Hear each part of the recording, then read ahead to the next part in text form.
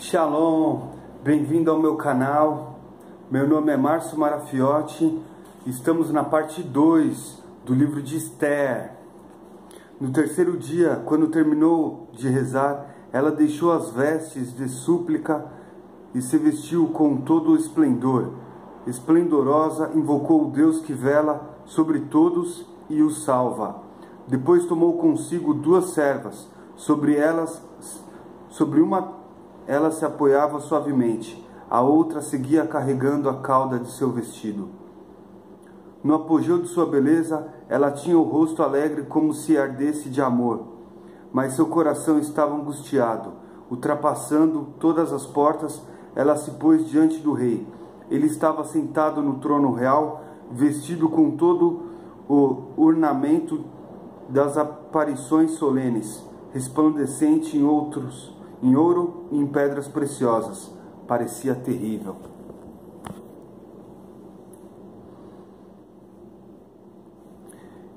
Erguendo o rosto radiante de majestade, no auge do furor, lançou um olhar.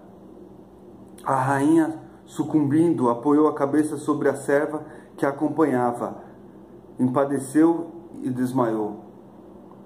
Deus mudou o coração do rei e o inclinou à mansidão. Ansioso, ele precipitou do trono e tomou em seus braços até que ela se recuperasse, reconfortando-a com palavras tranquilizadoras. O que há, Esther? Disse o rei. Sou teu irmão, coragem. Tu não morrerás. Nessa ordem é apenas para o povo em geral. Aproxima-te. Erguendo o cetro de ouro, ele a pousou sobre o pescoço de Esther. Beijou-a e lhe disse, fala comigo. Senhor, disse Esther, eu te vi semelhante a um anjo de Deus, então meu coração se perturbou e tive medo da tua majestade. Pois tu és admirável, Senhor, e teu rosto cheio de encantamento. Enquanto ela falava, desmaiou, e o rei ficou perturbado, e todos os cortesãos procuravam reanimá-la. Que há, rainha Esther? Disse o rei. Qual o teu pedido? Ainda que seja a metade do meu reino, tu o terás. Esther respondeu, se bem te parecer que o rei venha amanhã com Amã ao banquete que lhe preparei, que se avise imediatamente Amã para satisfazer o desejo de Esther, disse o rei. O rei e Amã vieram então ao banquete preparado por Esther. Durante os brindes, o rei disse a Esther, pede-me o que queres e te será concedido. Ainda que me peças a metade do reino, te será concedido. Esther respondeu, é o meu pedido e o meu desejo. Se ganhar as boas graças do rei, se me agrada ouvir o meu pedido e satisfazer o meu desejo, que o rei venha de novo amanhã com Amã ao banquete que lhe darei. Então executarei a ordem do rei. Naquele dia Amã saiu do alegre, com o coração em festa, mas junto à porta do rei, ao ver Mardoqueu, que não se levantava nem se movia do lugar diante dele, encheu-se de cólera. Mas se conteve, voltando para casa, chamou amigos e sua mulher, e falou-lhes sua esplendorosa riqueza, do número de seus filhos, de tudo que o rei tinha feito para engrandecer e exaltar acima de todos os oficiais de servos. Disse mais, além disso, a rainha Esther me convidou com o rei, e somente a mim, para um banquete que ela lhe ofereceu, e mais que isso, sou ainda convidado com o rei para amanhã. Mas tudo isso não me satisfez, enquanto ver o judeu Mardoqueu sentado à porta do rei. Quando se prepare peça que se prepare uma forca de 25 metros, responderam-lhe a mulher e os amigos. Amanhã de manhã pedirás ao rei que nela seja enforcado Mardoqueu. Então poderás ir contente com o rei ao banquete. A proposta agradou a Anã e ele mandou preparar a forca. Ora, naquela noite, como o rei não conseguia dormir, pediu o livro de crônicas, que foi lido diante dele. Ali se contava como Mardoqueu denunciou Gábata e Tares, os 2 eunucos do corpo de guarda da porta, que haviam conspirado contra a vida do rei Assuero, e que distinção que dignidade foram proferidas a Mardoqueu pelo que fez. Nada foi feito por ele, respondeu os oficiais do serviço. Então o rei perguntou: quem está no átrio? Era exatamente o momento que Hanã chegava ao átrio exterior do pátio real para pedir ao rei que mandasse enforcar Mardoqueu na forca que ele tinha preparado. Os servos responderam: é Amã que está no pátio, no átrio. Que entre, ordenou o rei. Logo que ele entrou, o rei perguntou: como se deve tratar um homem a quem o rei quer honrar? E a quem mais quer o rei honrar, senão a mim? Pensou Hanã. Respondeu ele: se o rei quer honrar alguém, que ele traga vestes pescas dessas que o rei usa, que ele traga um cavalo desses que o rei monta, e sobre sua cabeça ponha um diadema real. Em seguida, as vestes do cavalo sejam confiados a um dos mais nobres dos grandes oficiais do rei. Aquele então vestirá sua roupa com o homem que o rei quer honrar e o conduzirá ao cavalo pela praça da cidade, gritando diante dele: assim se faz ao homem a quem o rei quer honrar. Não perca mais instante, disse o rei a Amã. Toma as vestes do cavalo e faze tudo o que acabaste de dizer ao Yahudim Mardoqueu, funcionário junto à porta do rei. Não omitas nada do que disseste. Tomando, pois, as vestes do cavalo, Hanã vestiu Mardoqueu e depois o fez passear a cavalo pela praça da cidade, gritando diante dele: assim se faz ao homem a quem o rei quer honrar. Depois disso, Mardoqueu voltou à porta do rei, ao passo que Hanã foi depressa para casa, abatido e com o rosto coberto. Ele contou à mulher e a todos os amigos o que acabava de acontecer. Sua mulher e os conselheiros lhe disseram: começas a cair diante de Mardoqueu. Se ele pertence ao povo Yahudim, nada poderás fazer contra ele, antes sucumbirá inteiramente diante dele. Falavam ainda quando chegavam os eunucos do rei à procura de Hanã, para o conduzirem apressadamente ao banquete oferecido por Ester. O rei e Hanã foram ao banquete da rainha Ester. Também neste segundo dia, durante o banquete, o rei disse a Ester: pede-me o que quiseres, rainha Ester, e te será concedido. Ainda que me peças a metade do reino, te será concedido. Se ganhei a tua boa graça, ó rei, respondeu-lhe a rainha Ester, e se for de teu agrado, concede-me a vida. Eis o meu pedido, e a vida do meu povo, eis o meu desejo.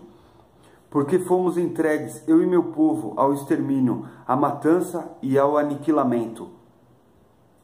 Se tivesse sido entregue apenas como escravos ou servos, eu me teria calado, mas esta desgraça não compensa o prejuízo que dela resulta para o rei. Assuero tomou a palavra e disse à rainha Ester: quem é? Onde está o homem que pensa agir assim? Ester disse: o perseguidor e inimigo é Amã. Este é miserável. À vista do rei e da rainha, Amã ficou atemorizado. Furioso, o rei levantou-se e deixou o banquete, indo para o jardim do palácio. Amã, porém, ficou junto à rainha para implorar por sua vida, pois compreendeu que o rei já tinha decidido sua ruína. Quando o rei voltou do jardim à sala do banquete, encontrou Amã caído sobre o divã onde Ester se recostava. O rei gritou: depois disso, quer ele ainda violentar a rainha diante de mim, em meu palácio? Tendo o rei dito isto, um véu foi jogado sobre o rosto de Amã. Um dos eunucos disse na presença do rei: há na casa de Amã uma forca de 25 metros que ele fez para preparar para Mardoqueu, que falou em defesa do rei. Enforcai-o nela, ordenou o rei. Amã foi, pois, enforcado na forca que preparara para Mardoqueu, e aplacou-se a cólera do rei. Neste mesmo dia, o rei Assuero deu à rainha Ester a casa de Amã, o perseguidor dos Yahudins. e Mardoqueu foi apresentado ao rei, ao qual Ester revelava o parentesco que ele tinha com ela. O rei tirou o anel que retornara de Anã e o deu a Mardoqueu. Ester confiou a Mardoqueu a gestão da casa de Anã. Ester tornou a falar com o rei, lançou a seus pés, chorou, suplicou e anulasse a maldade de Anã e o plano que concebera contra os Yalhudins. O rei lhe estendeu o cetro de ouro, então Ester se ergueu, ficando de pé diante do rei. E bem parecer ao rei, disse-lhe: se ganhei as suas boas graças, o meu pedido parece justo, e se eu mesmo lhe for agradável, que o rei revogue expressamente a carta de Amã. Fez escrever para arruinar os Yalhudins de todas as províncias reais. Como poderia eu ver meu povo na infelicidade que vai atingi-lo? Como poderia eu ser testemunha do extermínio da minha gente? O rei Assuero respondeu à rainha Ester e ao judeu Mardoqueu: já dei a Ester a casa de Amã, depois de tê-lo mandado enforcar por querer matar os Yalhudins. Escrevei, pois, a respeito dos Yalhudins, o bem vós parecer em nome do rei, e selai com o anel do rei. Porque todo o edito redigido em nome do rei e selado com seu anel é irrevogável. Imediatamente foram convocados os escribas reais. Era o terceiro mês, dia 23, e sob a ordem de Mardoqueu, eles escreveram aos judeus, aos grandes oficiais das províncias que se estendiam da Índia à Etiópia. 127 províncias, e cada província da sua escrita, a cada povo na sua língua, e aos judeus na sua escrita e língua. Essas cartas, dirigidas em nome do rei Assuero e seladas com o seu anel, foram levadas por estafetas montados em cavalos criados pelo rei. Nas cartas, o rei concedia aos Yalhudins, em qualquer cidade em que estivessem, o direito de se reunir e defender suas vidas, de exterminar, matar e aniquilar todas as pessoas armadas do povo ou das províncias que os quiserem atacar, inclusive as mulheres e as crianças, e de saquear os seus bens. Isso se faria no mesmo dia em que todas as províncias do rei Assuero, no dia 13 do 12º mês. Eis o texto dessa carta. O grande rei Assuero, aos sapatras das 127 províncias que se estendem da Índia à Etiópia, aos governadores das províncias e a todos os seus leais súditos, saúde. Considerando que muitos, quando sobre a sua cabeça a extrema bondade de seus benfeitores acumula as honras, não concebem senão orgulho, não lhes bastando somente procurar maltratar nossos súditos, incapazes de suportar a própria arrogância, movem conspirações contra seus próprios benfeitores. Não contentes em banir a gratidão do coração das pessoas, mas inebriados mas pelos aplausos de quem ignora o bem, quando tudo está eternamente sob o olhar de Deus, pensam escapar à sua justiça que odeia os maus. Considerando que frequentemente sucede às autoridades constituídas, por confiarem a amigos e a administração dos assuntos e por eles se deixarem influenciar, ter de arcar com eles com o peso de sangue inocente a preço de irremediáveis infelicidades. Tendo os sofismas enganosos de uma natureza perversa prevalecido sobre a irrepreensível retidão de intenções do poder. Basta abrir os olhos, sem precisar remover os relatos de outrora que acabamos de evocar. Olhai somente sobre vossos passos, quantas impiedades perpetradas por essas pestes de governantes indignos. Por isso, nossos esforços procurarão assegurar a todos, no futuro, a tranquilidade e a paz no reino, procedendo às mudanças oportunas e julgando sempre as questões que nos forem submetidas com benevolência e receptividade. Resultando que Anã, um macedônio, verdadeiro estrangeiro ao sangue dos persas, e muito afastado de nossa bondade, por nós tivesse sido recebido como um hóspede, e de nossa parte encontrado os sentimentos de amizade que devotamos a todas as nações, até ao ponto de se ver proclamando nosso Pai, e por todos reverenciado com a prostração, o segundo colocado após o trono real. Incapaz de manter-se em seu elevado cargo, planejou arrebatar-nos o poder e a vida. Temos um Salvador, um homem que sempre foi nosso benfeitor, Mardoqueu, e uma irrepreensível companhia a nossa realeza, Esther, cuja morte nos foi pedida por Amã, juntamente com a de todo o seu povo, à base das manobras de suas tortuosas sofismas. Com essas primeiras medidas, pensava reduzir-nos ao isolamento e substituir a dominação persa pela Macedônia. Longe de julgarmos como criminosos esses judeus, votados ao desaparecimento por esse tríplice criminoso, nós os vemos governados por leis justíssimas, filhos do Altíssimo, do grande Deus vivo, a quem nós e nossos antepassados devemos a conservação do reino no mais florescente estado. Fareis bem em não obedecer às cartas enviadas por Anã, porque seu autor foi enforcado nas portas de Suzã, com todos os seus familiares, digno castigo que Deus, Senhor do Universo, sem demora lhe infligiu. Afixai uma cópia da presente carta em todo lugar. Deixai os judeus seguir livremente suas próprias leis. Dar-lhes assistência contra quem o atacar no mesmo dia marcado para o destruir, isto é, no dia 13 do 12º mês. Pois esse dia deveria ser um dia de ruína. A suprema sabedoria de Deus acaba de converter num dia de alegria em favor de seu povo escolhido. Quando a vós, entre vossas festas solenes, celebrai esse dia memorável com toda a solenidade, a fim de que o mesmo seja, agora e no futuro, salvação para nós e para os persas de boa vontade, mas para os vossos inimigos, memorial de ruína.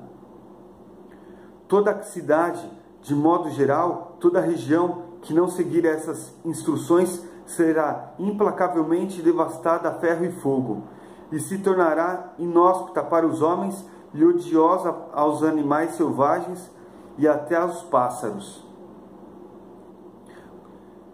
Cópia deste edito, destinado a ser promulgado como lei em cada província, foi publicado em todos os povos, a fim de que os Yalhudins estivessem preparados para aquele dia, para se vingarem de seus inimigos. Os estafetas, montados cavalos reais, partiram em grande velocidade de diligência por ordem do rei. O edito foi publicado também na fortaleza de Susa. Mardoqueu saiu da presença do rei com vestes perspicazes, púrpura azul e linho branco, coroado por uma grande diadema de ouro. Envolto num manto de linho de púrpura vermelha, toda a cidade de Susa exultou de alegria. Para os Yalhudins foi um dia de esplendor, de alegria, de exaltação e triunfo. Em todas as províncias e cidades, em toda parte aonde chegavam as ordens do decreto real, havia entre os Yalhudins alegria, banquetes e festas. Entre a população do país, muitos fizeram Yalhudins, porque o temor dos judeus tinham caído sobre eles. No dia 13 do 12º mês, quando deviam executar as ordens do decreto real, no dia em que os inimigos dos judeus destruí-los, sucedeu o contrário, e foram os judeus que destruíram os inimigos. Em todas as províncias do rei Assuero, os judeus se reuniram nas cidades em que habitavam a fim de atacar aqueles que maquinavam sua destruição. Ninguém lhes ofereceu resistência, pois todos os povos foram tomados de medo diante dos Yalhudins. Altos oficiais das províncias, governadores, funcionários reais, todos apoiaram os Yalhudins por temor de Mardoqueu. Com efeito, Mardoqueu era poderoso no palácio e sua fama se espalhava em todas as províncias. Mardoqueu se tornara um homem cada vez mais poderoso. Os Yalhudins feriram, pois, todos os seus inimigos a golpe de espada. Foi um massacre, um extermínio, e fizeram o que quiseram de seus adversários. Somente na fortaleza de Susa, os judeus mataram e exterminaram 500 homens. O número das vítimas mortas na fortaleza de Susa foi comunicado ao rei no mesmo dia. O rei disse à rainha Ester: só na fortaleza de Susa, os Yalhudins mataram e exterminaram 500 homens, bem como os 10 filhos de Amã, que terão eles feito nas demais províncias do reino. E agora, pede-me o que quiseres, e te será concedido. Que mais deseja, e será feito. Se bem parecer ao rei, respondeu Ester, conceda-me aos Yalhudins de Susã que também amanhã cumpram o decreto de hoje. Quanto aos 10 filhos de Amã, que seus corpos sejam pendurados numa forca. O rei ordenou que assim se fizesse. Proclamou o edito em Susã e penduraram na forca os 10 filhos de Amã. Assim, os judeus de Susã se reuniram também no dia 14 e mataram 300 homens de Susã, mas não se entregaram ao saque. Também os demais judeus das províncias reais se reuniram para defender suas vidas. Eles se livraram de seus inimigos e mataram 75.000 de seus adversários, sem se entregar ao saque. Era o dia 13 de Adar. No dia 14 eles descansaram e fizeram desse dia um dia de festa e alegria. Os Yalhudins de Susã, que se reuniram no dia 13 e no dia 14, repousaram no dia 15. Fizeram igualmente desse dia um dia de festa e alegria. Assim se explica por que os judeus do campo, os que vivem em aldeias não fortificadas, celebravam o dia 14 de Agar com alegria e banquetes, como dia de festas e troca de mútua de presentes. Enquanto que para os da cidade, o dia festivo que passam na alegria, enviando presentes a seus vizinhos, é o dia 15 de Agar. Mardoqueu pôs por escrito todos esses acontecimentos. Depois enviou cartas a todos os judeus que se encontravam nas províncias do rei Assuero, próximos ou longínquas, ordenando-lhe que celebrassem cada ano o dia 14 e o dia 15 de Adar. Porque esses são os dias em que os Yalhudins se livraram de seus inimigos, e este é o mês em que para eles a aflição se deu lugar à alegria e o luto à festividade. Deviam fazer desse dia dia de festa e alegria, dias de troca de presente e de donativo aos pobres. Os Yalhudins adotaram essas práticas que começaram a observar e a respeito das quais lhe escrevera Mardoqueu. Pois Amã, o perseguidor de todos os Yalhudins, tinha planejado a sua morte e lançara a sorte para destruí-los e arruiná-los.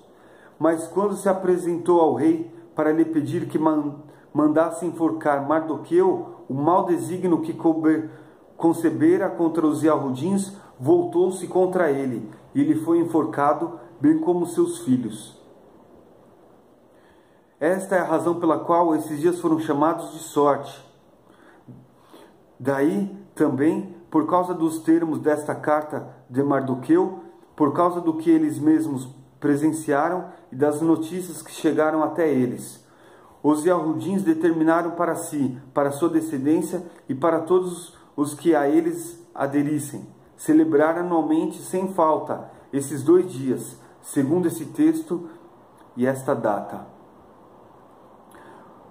Comemorados assim e celebrados de geração em geração em cada família, província e cidade, os dias da sorte, não desaparecerão entre os judeus, nem a sua lembrança desaparecerá do meio de seus descendentes. A rainha Esther, junto com o Yahudim Mardoqueu, escreveu com toda a autoridade para dar força de lei a essa segunda carta sobre a sorte.